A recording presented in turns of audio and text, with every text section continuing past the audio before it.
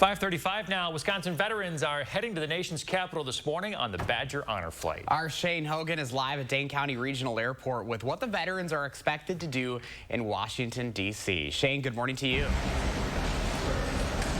Hey, good morning, Josh and Chris. Yeah, it's been a great morning so far here at Dane County Regional Airport for the send-off of the veterans who are heading out to D.C. on the Badger Honor Flight today. Right now, I am joined by Becky Clark. She is a volunteer here with the Badger Flight. Becky, thanks for joining us this morning. Thank you for asking me. Yeah, absolutely. Now, you've been volunteering with the Badger Honor Flight for a few years now. Tell us why you got involved.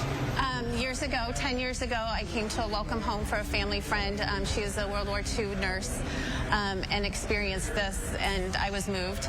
My dad is a 20-year Air Force Vietnam veteran, and I knew that I had to give back helping this organization. Because of my dad's service, I have lived in wonderful places across the United States, and I now have friends all over the nation because of his service. So it's the littlest thing I can do to give back. And you mentioned before that you kind of grew up with this system, grew up in the military world. Yes. What does it mean to, all these years later, to still be involved in something like this? I have talked to people who served in the same stations where we were stationed at, so we've compared stories. I see my dad and a lot of these veterans. It's a life-changing experience, Badger Honor Flight is. Not only for the veteran, but their guardian, their entire family, and us volunteers. We're all, each time there's a flight, something happens that moves us and changes us for the better.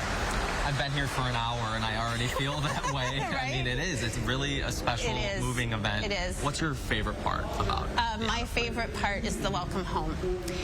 I call the veterans and invite them on the flight. Many check in with me after the flight and say, wow, Becky, you could have skipped the trip to D.C. That welcome home at the airport and mail call and the welcome home. Our Vietnam veterans are getting the welcome home that they never got. And when they come down this escalator and they see 5,000 of their friends and family, and every single person here, complete strangers, wants to hug them and thank them, it's the most moving experience. So everyone come to the airport tonight. I mean, if that doesn't say it, I don't know what does. I've got chills just thinking about that event. Got to come back tonight. Yeah, absolutely. Becky, thank you so much for joining us this morning. Thanks for profiling us. You got it. It's been a great morning so far, guys, and you can just tell how special of an event this is. We'll be talking with some more folks coming up later. They're getting ready to board the flight right now, so it's been really a great morning, and can't wait for the send-off later tonight. As special as this event is, it cannot happen without donations from the public. Those veterans don't have to pay a dime to take this trip.